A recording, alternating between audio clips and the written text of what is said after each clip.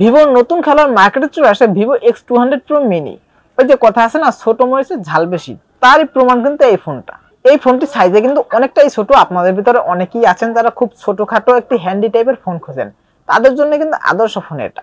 দেখতে একদমই হুবহুব আইফোনের মতো, শুধুমাত্র যদি ক্যামেরা কাটারটি আইফোনের মতো হতো তাহলে রেয়ার প্যানেল দেখে কেউ সহজে বুঝতেই পারতো না যে এটা আইফোন না ভিভোর ফোন। তবে হেডফোনের পোর্ট নেই, এটা দিলে ভালো, তো এটা দেওয়া উচিত ছিল। এবং রিয়ার প্যানেলের ক্যামেরা কাটারটি কিন্তু চারপাশ থেকে একটু উঁচু রাখা হয়েছে, মানে গ্লাসের থেকে একটু উপরে রাখা হয়েছে। মানে আপনারা যদি সারফেসে রাখেন, মানে ফ্ল্যাট সারফেসে রাখেন, তাহলে গ্লাসে কোনো ঘষা লাগবে না। ওই যে উপরে রাখা হয়েছে, গ্লাসটা একটু ভিতরে আছে, যার কারণে গ্লাসে কোনো ঘষাও লাগবে না, স্ক্র্যাচও পড়বে না। এই ফোনটিতে কিন্তু বেশ বড় সড়ো একটি ব্যাটারি ব্যবহার করা হয়েছে, যেটা সাধারণত ছোটখাটো ফোনে থাকে না। তবে এই ফোনটিতে দিয়েছে, যার কারণে থিকনেসটা একটু বেড়ে গেছে। সো আপনারা যেহেতু আইফোনটা একটু মোটা মেনে নিতে পারছেন, সো ভিভোর ফোনটাও মেনে নিতে পারবেন। এটা আইফোনের থেকে খুব একটি বেশি না, আইফোনের মতো একটু মোটা।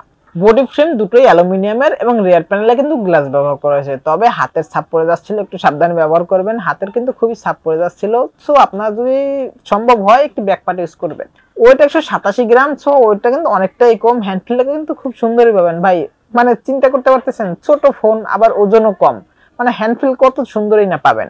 এবং সাথে কিন্তু IP68 এবং 9 দুটোর সার্টিফিকেশনই রয়েছে। সো আপনারা চাইলে 1.5 মিটার পানির নিচে 30 মিনিট পর্যন্ত ডুবিয়ে রাখতে পারবেন, কোনো পানি ঢুকবে না। তাই আপনারা আবার ট্রাই করে দেখতে যাবেন না, মানে একটি দুর্ঘটনা হয়ে গেলে তো আবার বুঝে নেই। ডিসপ্লে সেকশন রয়েছে 6.31 ইঞ্চির একটি LTPO অ্যামোলেড প্যানেলের হাই রেজুলেশনের ডিসপ্লে। সাথে রয়েছে 120 Hz রিফ্রেশ রেট এবং এই ডিসপ্লেটি কিন্তু ভাই 1 বিলিয়ন কালার সাপোর্ট করে। সব বুঝতেই পারতেছেন, কালারে কোনো ঘাটতি মিলবে না। মানে মিডিয়া কনজিউম করে, মুভি দেখে, সিনেমা দেখে খুব ভালো ফিল পাবেন। পিক্সেল ডেনসিটি হিসেবে কিন্তু 460 ppi এবং HDR10+ এর সাপোর্টও পেয়ে যাচ্ছেন। এবং পিক ব্রাইটনেস নিয়ে কথা বলতে গেলে ভাই, পিক ব্রাইটনেস হিসেবে রয়েছে 4500 নিটস পিক ব্রাইটনেস। সো ব্রাইটনেসের কোনো ঘাটতি আশাই করেন না। মানে ইনডোরে ভালো ব্রাইটনেস পাবেনই, আউটডোরে ডিরেক্ট সানলাইটেও কিন্তু ব্রাইটনেসের কোনো ঘাটতি মিলবে না। অপারেটিং সিস্টেম হিসেবে রয়েছে কিন্তু Android 15 এবং ইউআই হিসেবে রয়েছে কিন্তু Origin OS 5। এবং এই ইউআইটি কিন্তু মোটামুটি খুব ভালো স্মুথ, কোনো ল্যাগিং ইস্যু মেলেনি, কোনো ফ্রেম ড্রপ ইস্যু মেলেনি। তবে কিছু অপ্রয়োজনীয় অ্যাপস আছে, যেহেতু এটা চাইনিজ ব্র্যান্ডের ফোন, কিছু না অনেকগুলো অপ্রয়োজনীয় অ্যাপস আছে, তো এগুলো আপনারা চাইলে ইনস্টল করে দিতে পারবেন।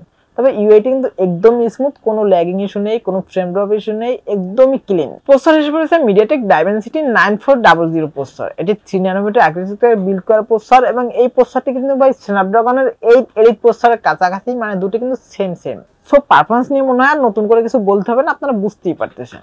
র্যাম হিসেবে পেয়ে যাবেন কিন্তু 12GB এবং 16GB এবং স্টোরেজ হিসেবে পেয়ে যাবেন 256GB, 512GB এবং 1TB পর্যন্ত। এবং সবগুলো ভেরিয়েন্টের র্যাম টাইপ হিসেবে পেয়ে যাবেন LPDDR5X এবং স্টোরেজ টাইপ হিসেবে পেয়ে যাবেন UFS 4.0। তবে ভাই রিয়ার প্যানেলে দেখতে 4টি ক্যামেরা মনে হলেও কিন্তু আসলে কিন্তু ট্রিপল ক্যামেরা সেটআপ এবং সবগুলো ক্যামেরাই কিন্তু 15 মেগাপিক্সেলের করে। মেইন ক্যামেরাটি 15 মেগাপিক্সেলের একটি শুটার এবং এটিতে সেন্সর হিসেবে ব্যবহার করা হয়েছে সোনির IMX 818 সেন্সর এবং এটিতে কিন্তু ওয়াইস সাপোর্ট রয়েছে। এবং সাথে রয়েছে 15 মেগাপিক্সেলের একটি ফেসকোপিক টেলিফটো জুম লেন্স এবং সর্বশেষ রয়েছে 15 মেগাপিক্সেলের একটি আলট্রা ওয়াইড শুটার। তবে পিকচার কোয়ালিটি নিয়ে কথা বলতে গেলে ভাই, পিকচার কোয়ালিটি কিন্তু একদম অসাধারণ। মানে কালার বলেন, ডিটেইলস বলেন, শার্পনেস বলেন, সবকিছুই ঠিকঠাক আছে, কোনো প্রকার কোনো ঘাটতি নেই।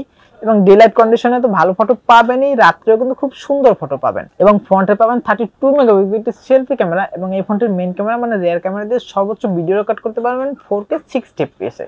তবে ওয়াইস সাপোর্ট থাকার কারণে বুঝতেই পারতেছেন, মানে শেখে ভাবটা আসবে না। তবে ভিডিওগ্রাফি করার সময় যদি হাত নাড়াচাড়া করেন বা ফোনও নাড়াচাড়া করেন, সেক্ষেত্রে কিন্তু শেখে ভাবটা আসবে না, স্মুথ ভিডিও পাবেন যেহেতু ওয়াইস সাপোর্ট রয়েছে। ব্যাটারি সেকশন রয়েছে 5700 mAh একটি বড় সিলিকন কার্বন ব্যাটারি।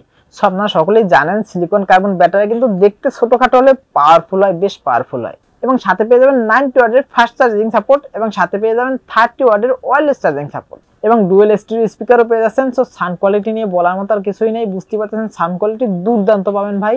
এবং প্রাইস নিয়ে কথা বলতে গেলে প্রাইস 85 থেকে 88 হাজারের মধ্যে পেয়ে যাবেন। আমার মনে হয় যে এই মুহূর্তে না কিনে একটু ওয়েট করলে আরো ভালো হয়, কিছুদিন পরে দামটা আরো কমে আসবে। সো আজকের ভিডিও ছিল এই পর্যন্তই, দেখা হবে নেক্সট কোনো ভিডিওতে।